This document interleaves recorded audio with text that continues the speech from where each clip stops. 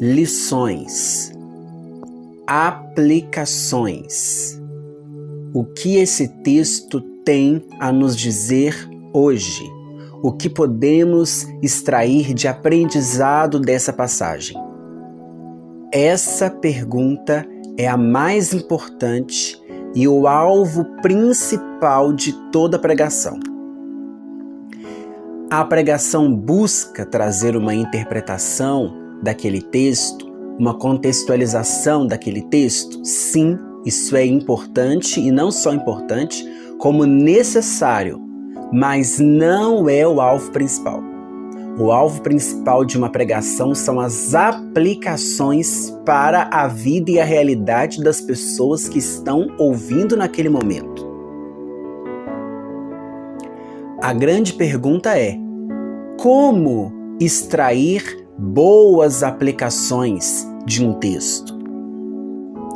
Não é tão simples assim como parece. E hoje eu quero dar algumas dicas, algumas ferramentas para que você possa aprender a como extrair lições e aplicações de um texto, e nós vamos usar 2 exemplos para que você veja como isso funciona na prática. Uma mensagem, uma pregação bem feita, ela segue a seguinte estrutura: contextualização da passagem, ou seja, você vai pegar aquela narrativa inicial e vai extrair os elementos principais. Quem são os personagens, onde a história está acontecendo, quais são os principais acontecimentos. Isso quando falamos, claro, de uma passagem histórica. Depois, trazemos uma interpretação do que aquele texto quer dizer. Qual a função, qual o objetivo daquela história está ali? E em seguida, a aplicação. É claro que esse ciclo ele pode se repetir ao longo da mensagem, sendo que às vezes o pregador ele pode trazer a primeira parte da história e algumas aplicações, trazer mais uma parte da história e outras aplicações. Pode sim acontecer isso, mas a aplicação nunca substitui e nunca antecede a explanação inicial do texto, porque a aplicação só faz sentido a partir do entendimento correto daquele texto.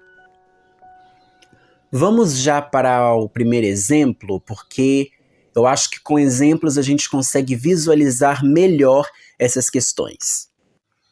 Vamos pegar uma passagem bem simples e muito conhecida, que não vai exigir que você pense muito para compreender.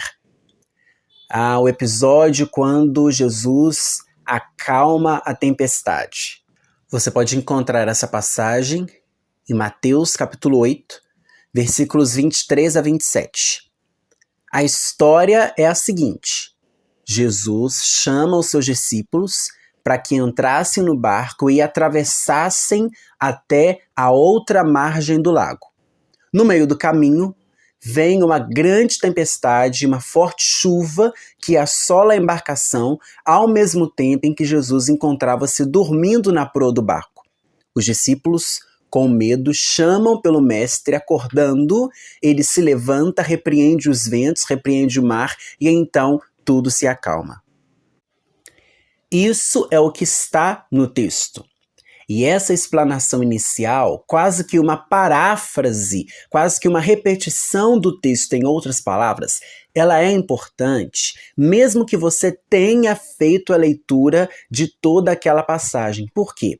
Porque às vezes, no momento da leitura, as pessoas ainda não estão 100% concentradas na mensagem, estão ainda naquele momento de aquecimento, ou talvez não entenderam bem o que estão lendo. E aí, a partir da explanação inicial, é quando você introduz as pessoas no cenário da história, como se elas estivessem entrando e visualizando mentalmente tudo o que está acontecendo. Então, essa primeira parte da explanação, essa primeira parte da explicação do que está acontecendo é importante para que a pessoa possa se sentir parte da pregação e se conectar com o que você está falando. Qual é a interpretação dessa passagem. Qual a função dessa passagem? A passagem em que Jesus acalma a tempestade tem uma função muito simples e muito específica: demonstrar a grandeza e o poder do Cristo encarnado.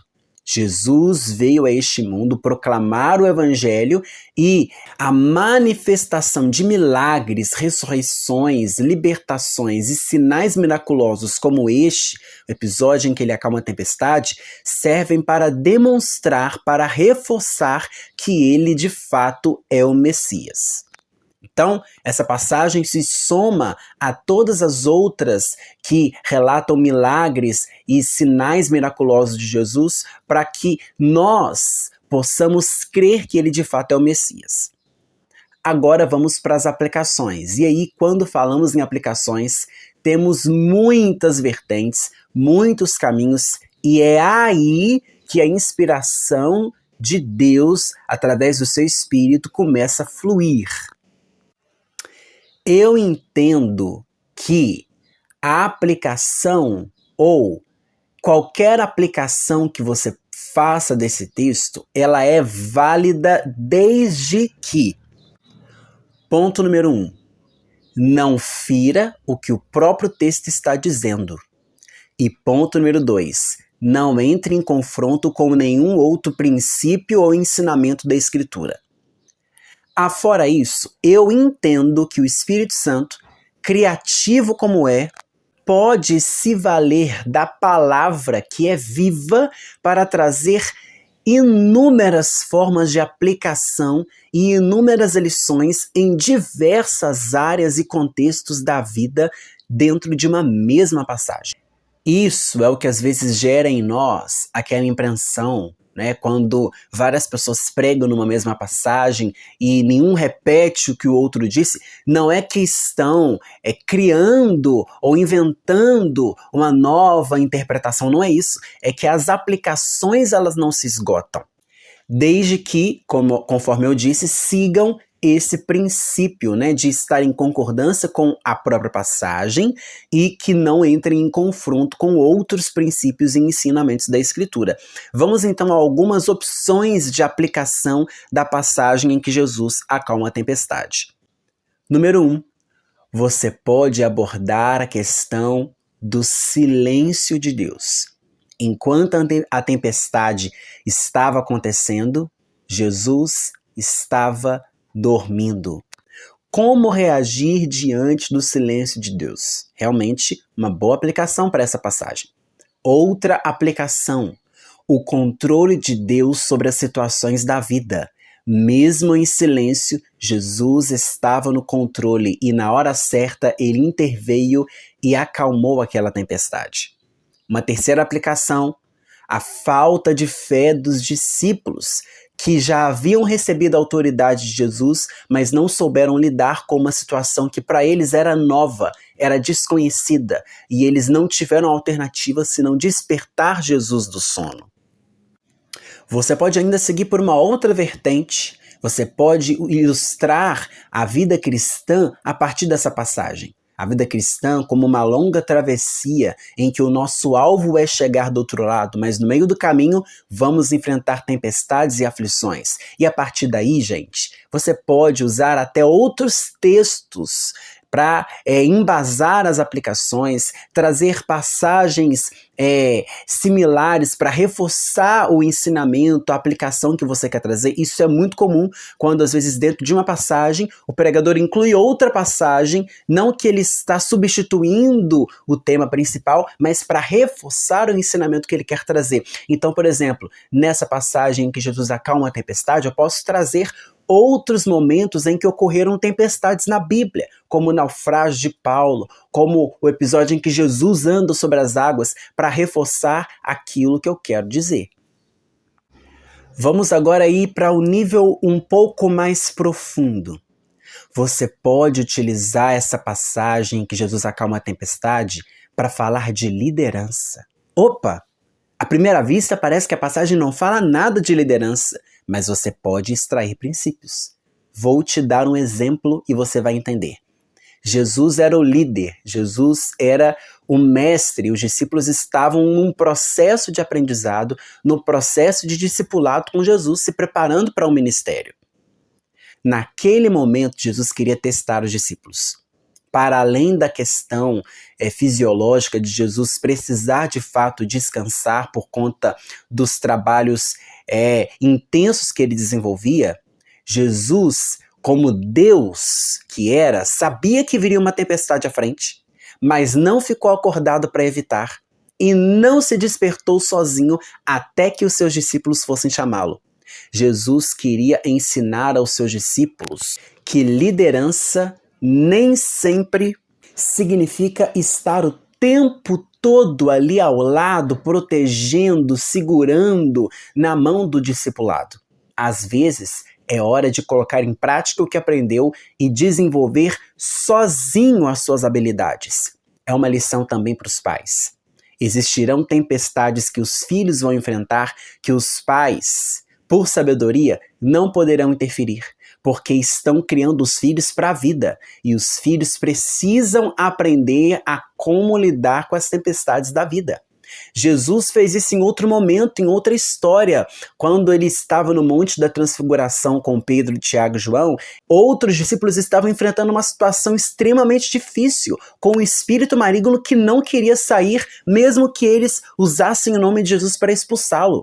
Muitas vezes Jesus expunha os discípulos a situações difíceis, a situações embaraçosas, para testar a reação deles e para trabalhar questões de maturidade, de fé e de desenvoltura ministerial.